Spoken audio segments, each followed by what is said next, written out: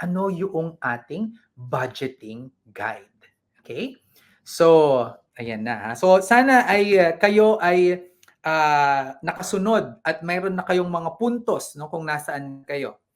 Um, Kasi siyempre, kung tayo ay nasa financially sustainable na, iba yung level ng budgeting na gagawin natin kumpara tayo ay nagsisimula pa lang 'no, sa ating financial, tayo ay nasa financial startup pa lamang.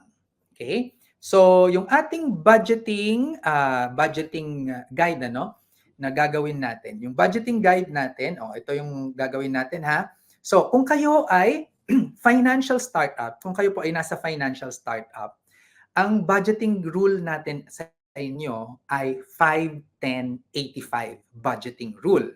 Kung saan, maximum, yan ha, maximum 5% ng inyong income, yan yung gagamitin natin para sa insurance. Yan yung budget natin para sa insurance.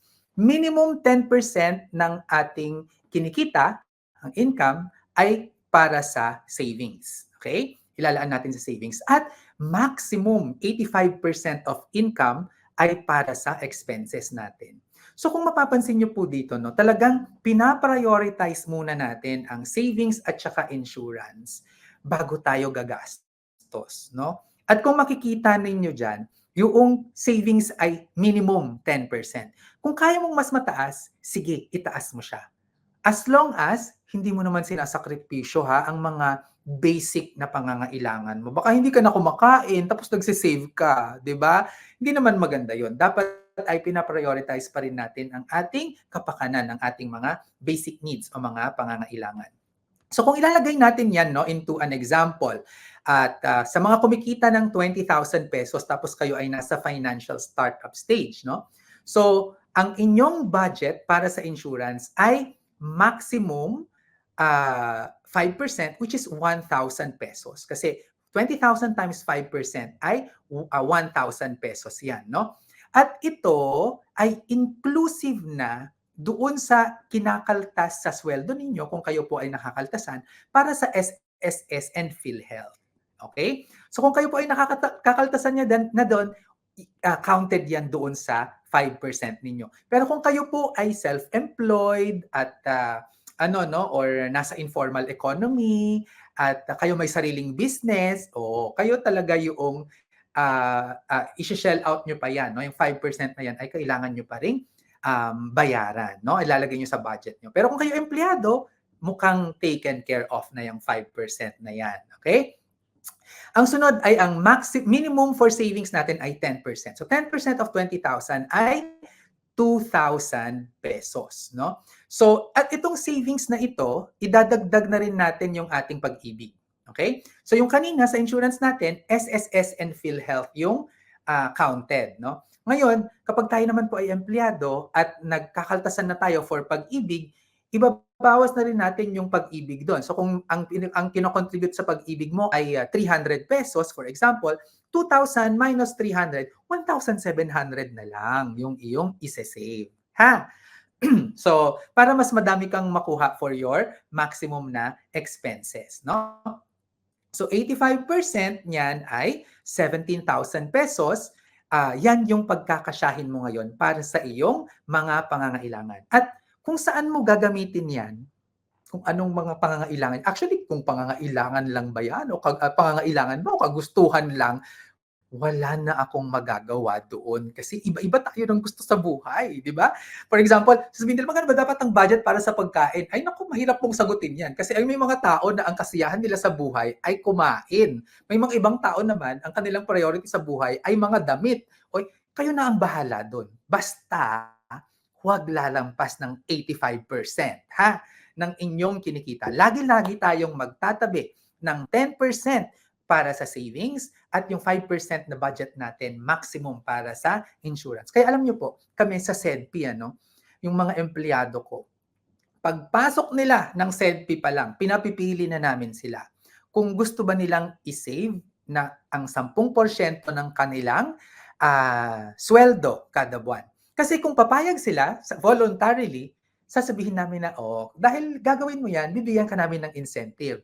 Bibigyan namin ng 5% na katumbas. So for example, ang kinikita, ayan nga, no, ay 20,000 pesos. So ang kanyang savings na ilalaan ay 2,000. Maglalagay kami, tatapatan namin yun ng 1,000 pesos. Oh, di ba? Maganda. So ngayon, lahat ng mga staff sa SEDPI ay nagse-save ng maayos, ano? At ang lagi ko lang pinagdadasal talaga sa gabi ay sana po Lord ay hindi po nila withdrawin, ganyan ano. Ilayo mo po sila sa tukso, ganyan. 'Di ba? May mga nakikinig sa akin ngayon ng mga staff natin. Ayun. Okay. So, kapag ikaw naman ay financially secure, ikaw yung nakakuha ng 22 to 26 points, I think, no, doon sa ating financial health check. Ang gagamitin mo ay ang 5-15-20-60 budgeting rule. For example, no, ay so ito ay maximum 5% for insurance, so pareho lang nung kanina. Minimum 15% of your income for savings, and then minimum 20% of your income for investments. Okay? So, yan yung ating budgeting rule. Tapos 60% yung ng income mo, yan yung for expenses natin. Okay? So, kung i-apply natin yan, for example, at meron tayong 50,000 pesos na kinikita at tayo ay financially secure na, no? So, that is 5% of 50,000, maximum 2,500 ang gagastusin natin para sa insurance. Minimum ay 7,500 kasi 15% ng 50,000 ay 7,500. Okay? So, i-adjust nyo yan ha. Depende kung ano yung sinisweldo ninyo. At sa investments, 20% ng 50,000 ay 10,000 pesos. Ang gagastusin natin ngayon sa expenses natin, maximum, ay 60%, which is equivalent to 30,000 pesos. Okay? Ngayon, ano yung assumption natin dito? Okay? Ang assumption natin dito ay meron na kayong emergency, Ang assumption natin dito pala ay yung wala na kayong consumer debt or loans.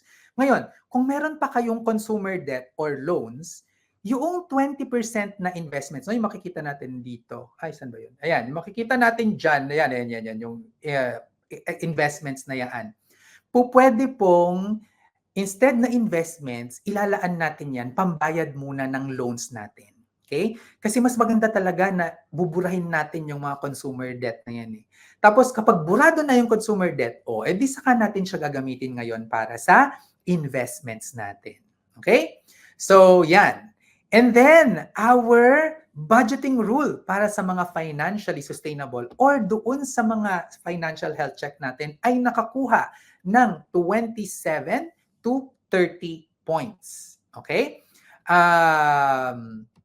Ang maximum po natin dyan ay 5% for insurance, no, ng income natin.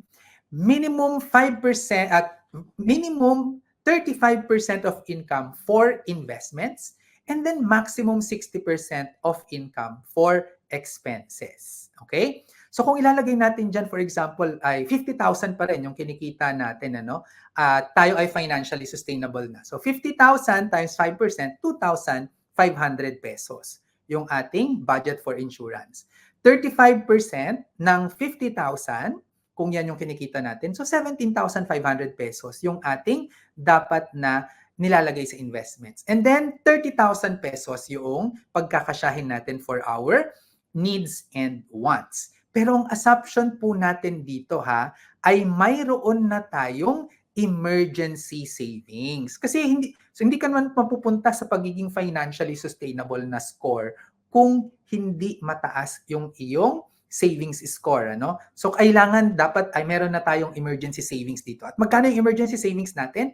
Para sa akin po ang magandang level niyan talaga, no? Ang ideal level ay 9 times of our expenses. So kung ang sa monthly income mo, for example, na 50,000, ang monthly expenses na budget natin 30,000. For example, ayan yung sinusunod mo, no? So 30,000 times 9, that is 270,000 pesos. Yan dapat yung emergency savings mo na. So ina-assume natin na meron ka ng emergency savings, kaya diretso ka na sa investments.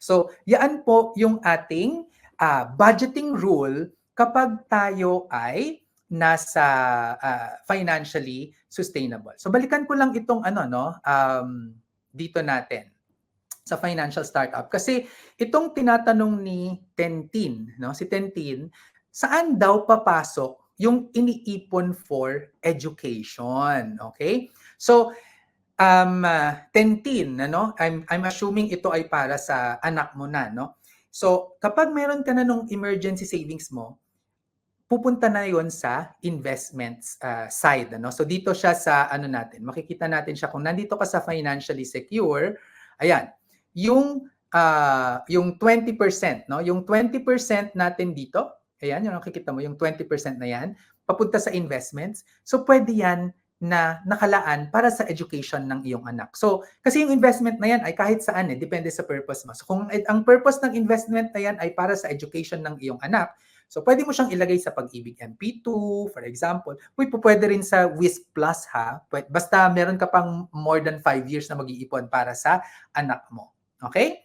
So sana ay naliwanagan ka no sa aking sagot para sa iyong katanungan, Tintin. Ayan, okay?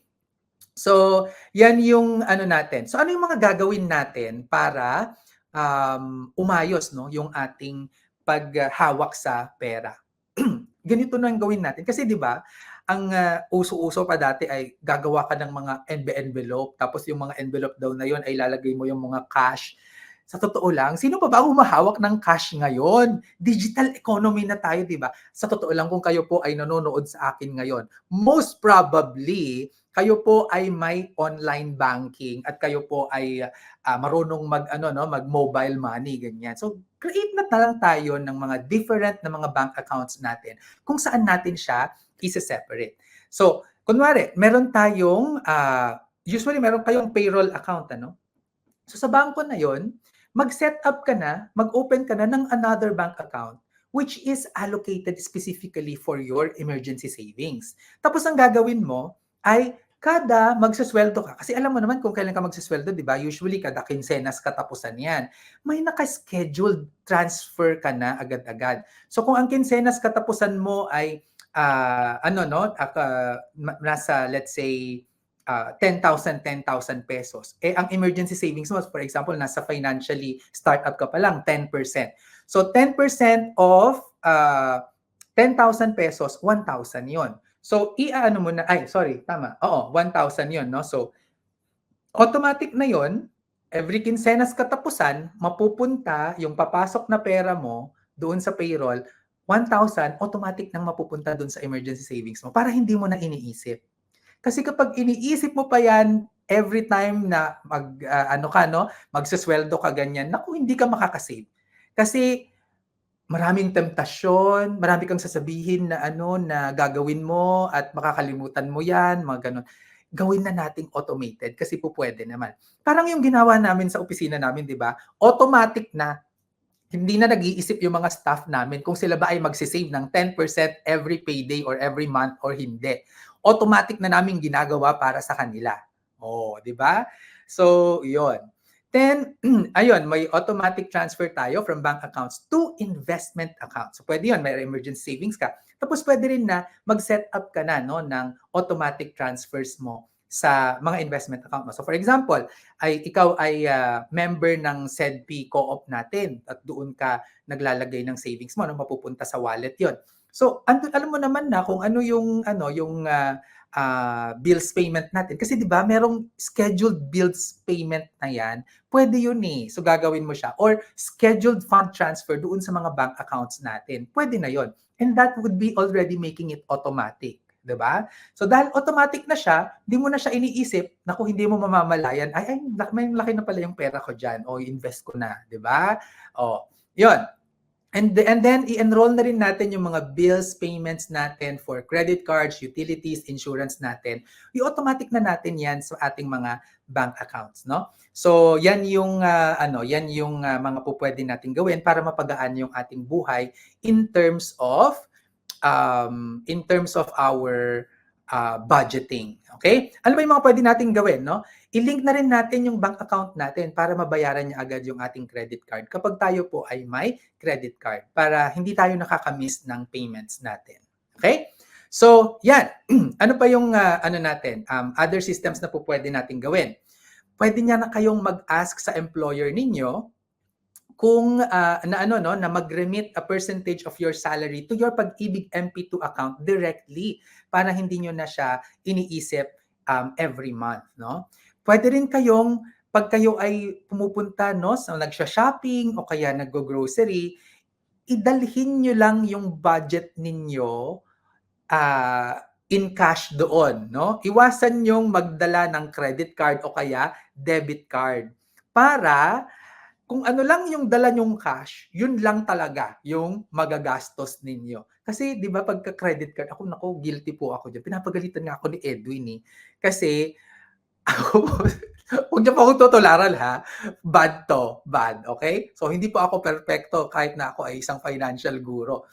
Kasi minsan kapag nagbabayad ako sa credit card, sa totoo lang, ibigay nila 'no, hindi ko na tinitignan. Wrong 'no? Pero yon, I make it a point na consciously, ganyan, no? Na i-check ko siya. Kasi nga, dapat nararamdaman natin yung paglabas ng pera. Mas masakit kasi kapag yung pera ay kumakawala sa kamay natin kaysa sa kinakaskas lang natin o kaya Gcash, di ba? Ganyan. Okay, ano pa yung mga pwede nating gawin? Kapag tayo po ay may credit card ha, always pay it in full. Hindi nyo po deserve magka-credit card kung hindi nyo po kayang bayaran ang balanse niyan in full every month. O ako, sa totoo lang, meron akong babayaran ulit no, na credit card ko. At yun nga, sa totoo lang, no, ako nga, ang balance ko kasi lahat kinakaskas ko sa credit card, no? Pero yun nga, binabayaran ko siya every month lahat. Okay? Walang balancing natitira. Okay? And then, mag-implement kayo ng 7-day rule for major purchases. So, for example, meron kayong mga gustong bilhin, pero hindi naman talaga nakaplano pa. Huwag tayong maging impulsive buyer. Huwag nating bibilhin agad-agad, no? Pag-isipan natin siya, bigyan natin siya ng 1 week, no? 7 days na rule natin. Pag-isipan muna natin siya. Kung after 7 days, nandyan pa rin, malamang sa pinagmuni-munihan mo na yan, mas detached ka na eh, no? At mas malalaman mo kung ito ba ay need or want, priority ba or hindi, no? So, yun yung isa sa mga tips na gusto kong ibigay sa inyo in terms of budgeting. And then ito, no, for unexpected and irregular income. So, ano yung mga unexpected income natin? Mga income, for example, na bonus. 'Di ba hindi naman dahil nga bonus siya, hindi mo naman alam kung mabibigyan ka talaga o hindi. So unexpected income 'yon. Or irregular income, which means hindi natin siya natatanggap buwan-buwan. So for example, nabibigyan tayo ng 13th month pay for example, 'di ba? Irregular income 'yun kasi hindi naman natin buwan-buwan na nakukuha. So, for unexpected or irregular income, i-follow natin itong rule na ito, ha? Maximum ay 50% nito yung i-enjoy natin for spending and ang minimum ay isi-save natin at i-invest 50%. So half-half, okay?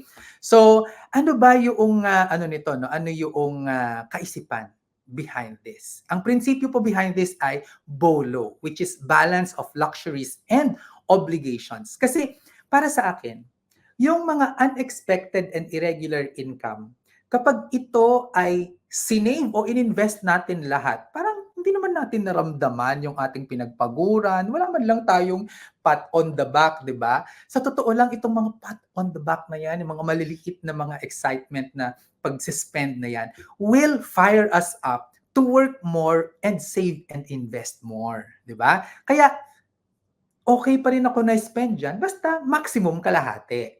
Tapos, yung maximum, yung kalahati, isi-save and i-invest natin, no? So, yung spending, that is YOLO, you only live once. Tapos, yung saving and investing, that is YAGO, you also grow old. So, YOLO plus YAGO equals BOLO. Ayan, BOLO. Balance of luxuries and obligation. So yan po yung gagawin natin. Ha? So, sana po ay marami kayong natutunan sa ating budgeting, no?